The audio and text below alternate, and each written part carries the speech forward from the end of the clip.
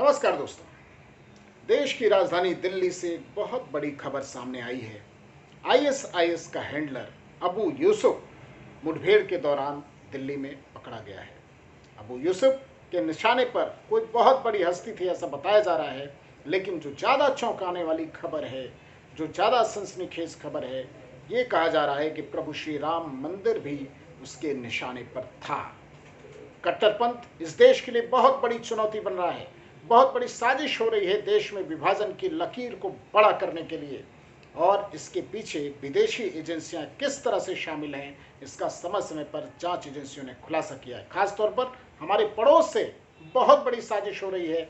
अभी 2-3 दिन पहले ये खबर आई है कि पाकिस्तान से जो जैश के आतंकी घुसपैठ करके आए थे, उनमें से 3 आतंकी दिल्ली में घुस आए। उनकी भी कोशिश यही है कि किस तरह से देश के सांप्रदायिक ढांचे को तहस नहस किया जाए, ऐसे निशाने बनाए जाएं, ऐसे टारगेट किए जाएं जिससे सांप्रदायिक विभाजन हो, झगड़ा हो, देश में जहर को, नफरत को फैलाया जा सके।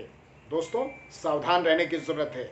चारों दिशाओं से जिस तरह से आक्रमण हो रहे हैं, हिंदुस्तान की सभ्यता और संस्कृति को चोट पहुंचाने की कोशिश की जा रही है, उसके खिलाफ सभी को सतर्क रहने की जरूरत है। जांच एजेंसियां अपना काम कर रही हैं, लेकिन आज मैं ये चर्चा इसलिए कर रहा हूं कि देश में कट्टरपंथ आने वाले दिनों में बहुत बड़ी चुनौती पेश करने वाला है, और उस चुनौती से लड़ने के लिए केवल जांच एजेंसियां, केवल सुरक्षा बल, केवल हमारे तमाम जवान जो सुरक्षा के लिए तैनात हैं, वही ये काम नहीं कर सकते, बल्कि हर उस जागरूक नागरिक को ये काम करना है जो इस देश से प्यार करता है। दोस्तों, हो सकता है कि आपके आसपास इस तरह का कोई मॉड्यूल डेवलप हो रहा हो और आपको जानकारी नहीं हो। मैं इतनी गंभीर बात क्यों कह रहा हूँ? मैं ये बात इसलिए कह रहा हूँ क्योंकि जो भी नौजवान पकड़े जा रहे हैं, जहाँ जहाँ पर इस तरह के ढांचे बेनकाब किए जा रहे हैं, उनमें पढ़े लिखे लोग शामिल बताए जा रहे हैं। केरला में तमाम ऐसे नौजवान जो इंजीनियर थे, डॉक्टरी की पढ़ाई करके अच्छे ग्रेजुएट, पोस्ट ग्रेजुएट, और वो आईएसआईएस से प्रेरित होकर के किसी ने भागने की कोशिश की, कोई वहां जाना चाहता था, उनके लिए लड़ाई लड़ना चाहता था, और कोई देश के अंदर ही तंत्र विकसित करके इस देश को दहलाने की साजिश कर रहा था। आईएसआईएस के बारे में आप सभी जानते हैं। इस्लामिक कट्टरपंथी संगठन, आतंकी संगठन आईएसआईएस, जिसका एकमात्र मकसद जिहाद के नाम पर एक इस्लामिक राष्ट्र बनाना है, और बहुत ही खूंखार आतंकी इसके, जिन्होंने सीरिया, इराक में इतनी भयानक तबाही मचाई, नरसंहार किया, जिस तरह से निर्दोष लोगों की हत्याएं की, अपनी बर्बरता का परिचय दिया, पूरी दुनिया के लिए बहुत बड़ा चैलेंज आईएसआईएस बनकर उभरा है। दोस्तों, हिंदुस्तान में आईएसआईएस की सीधे कोई भी पकड़ नहीं है, ये भी स्पष्ट कर दूं। सारी जांच एजेंसियों ने समय समय पर यह साफ किया है, सरकार ने स्पष्ट किया है कि आईएसआईएस अभी हिंदुस्तान में सीधे नहीं पहुंच पाया है। पड़ोस में आने की खबरें आई थी कि पाकिस्तान तक पहुंच गया, अफगानिस्तान तक पहुंच गया। अगर वहां भी पहुंच गया तो हमारे लिए बहुत बड़ी चुनौती है, क्योंकि ये देश हमारे पड़ोस में है। लेकिन हिंदुस्तान में आईएसआईएस से प्रेरित, यानी उसकी विचारधारा से प्रभावित होकर के कई मॉड्यूल डेवलप हो रहे हैं, और इसकी जानकारी आपको होना इसलिए ज़रूरी है कि इस तरह से काम करते हैं, इनकी वर्किंग क्या है। ये ब्रेन वॉश करते हैं, पढ़े लिखे लोग हैं, जिहाद के बारे में, इस्लाम के बारे में इस तरह की इनकी थ्योरी, इस तरह का कॉन्सेप्ट, नए नए युवक जिनका बहुत ज़्यादा ज्ञान का भंडार नहीं है, बहुत ज़्यादा जानकारी नहीं है, बहुत ज़्यादा इन चीज़ों के बारे में जानते नहीं हैं, नई नवेली उम्र है, उनको किस तरह से भ्रमित किया जाता है, ब्रेन वॉश किया जाता है। ये इनका सबसे प्रमुख एजेंडा होता है कि ऐसे लोगों को टारगेट बनाओ जो थोड़ा सा लचीले हों, फ्लेक्सिबल हों, थोड़ा सा उनका माइंड डाइवर्ट किया जा सकता हो, और उनकी जानकारी इतनी नहीं हो, और उनको ब्रेन वॉश करके इस संगठन की ओर प्रेरित किया जाए। तो पहली सावधानी, जो मैं बार बार कह रहा हूं कि केवल सुरक्षा बलों के जरिए नहीं होगी, सभी को जागरूक रहने की जरूरत है। कितनी जानकारी आपको जरूर होनी चाहिए कि आईएसआईएस क्या है, ये किस तरह से काम करता है, किस तरह से लोगों का ब्रेन वॉश करने का प्रयास करता है। तो अगर आपसे कोई भी, किसी भी समुदाय का व्यक्ति हो, किसी भी वर्ग का व्यक्ति हो, किसी भी वर्ग का नौजवान हो, अगर कोई इस तरह की कोशिश कर रहा है, तो हमारे गार्जियंस को, हमारे घर में जो भी लोग हैं, पढ़े लिखे लोग हैं, घर में बड़े बुजुर्ग हैं, उनको ये निगाह रखने की ज़रूरत है, अपने घर में भी और आसपास भी, कि क्या इस तरह की कोई गतिविधि कहीं पर चल रही है। दोस्तों, ये सुनने में बहुत कई बार अजीब सा लगता है कि क्या इतना भयानक नेटवर्क हो गया है कि सबको ज़रूरत पड़े इस तरह से जागरूक रहने की। जी हाँ, बिल्कुल इसी तरह से भयानक हो गया है, क्योंकि उत्तर प्रदेश के विभिन्न अंचलों में आईएसआईएस से प्रेरित लोग पहले भी मिले हैं। केरला में मिले, तमिलनाडु में मिले, आंध्रा में मिले, जम्मू कश्मीर में तो बहुत भयानक साजिश हो रही है। अभी कुछ दिन पहले कश्मीर गया था, वहाँ के अधिकारियों से बात हुई, वहाँ मैं घूमा।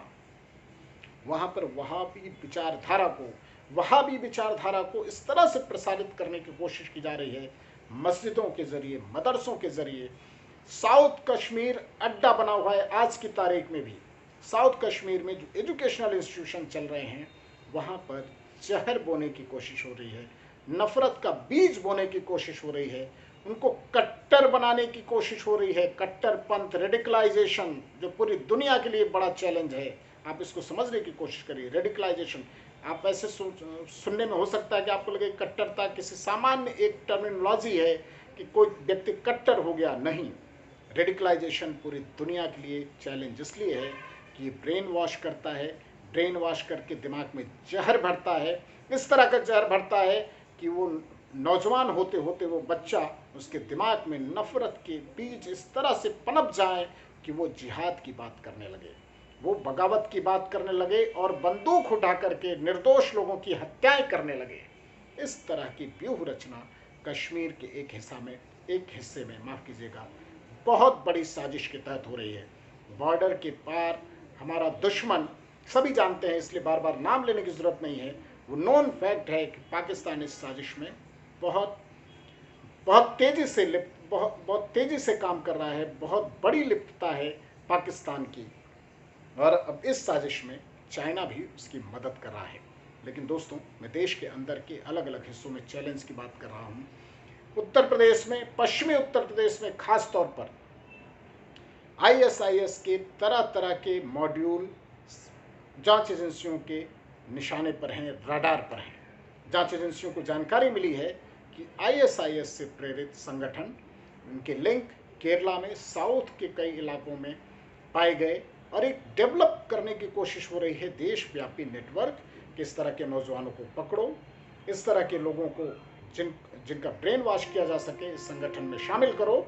और देश में, जैसा मैंने कहा कि राम मंदिर निशाने पर है, राम मंदिर का निशाने पर होने का मतलब आप समझिए, वो राम मंदिर जिसके लिए दशकों की लड़ाई लड़ी गई, देश में सांप्रदायिक विभाजन का बीज बोने वाले लोग, जिसके नाम पर नफरत की राजनीति करने वाले लोग अरसे तक राजनीति करते रहे, उनकी मंशा थी कि कभी भी ये विवाद सेटल नहीं हो।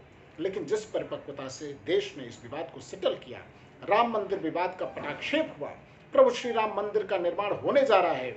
वो श्री राम मंदिर अगर आतंकियों के निशाने पर होता है, इस तरह के आईएसआईएस प्रेरित लोगों के निशाने पर होता है, या फिर इस तरह से ब्रेन वॉश करके कोई साजिश की जाती है, तो इससे कितना दूरगामी असर, किस तरह से समाज में विभाजन का बीज बोया जाएगा। मैं स्पष्ट करूं कि आम हिंदुओं, आम मुसलमानों को इस तरह की गतिविधियों से कोई लेना देना नहीं होता, लेकिन उस सेंटिमेंट को भड़का करके देश के खिलाफ साजिश रची जा रही है, और इस साजिश का सूत्र पाकिस्तान में है। इसलिए कह रहा हूं कि अभी 2-3 दिन पहले एक खबर आई थी कि जैश के कुछ आतंकी दिल्ली में घुसे हैं, और उनकी भी यही कोशिश है कि किस तरह से हिंदू साधु संतों को टारगेट किया जाए। यानी पूरा कुचक्र रचा जा रहा है कि किस तरह से सांप्रदायिक विभाजन की लकीर बड़ी की जाए और देश में अव्यवस्था फैलाई जाए, अस्थिरता फैलाई जाए, और जो बाह्य चुनौतियां हैं उसके साथ साथ हम आंतरिक संकट में उलझ जाएं। और बड़े बड़े लोग, जैसा मैंने बार बार उसको दोहराने की जरूरत नहीं है, बड़ी बड़ी ताकतें इसमें लगी हुई, इंटरनेशनल ताकतें लगी हुई हैं। तो हम सभी को इसके लिए जागरूक रहने की ज़रूरत है। दोस्तों, इस कट्टरपंथ से कैसे निपटेंगे? मैंने कश्मीर की बात की थी।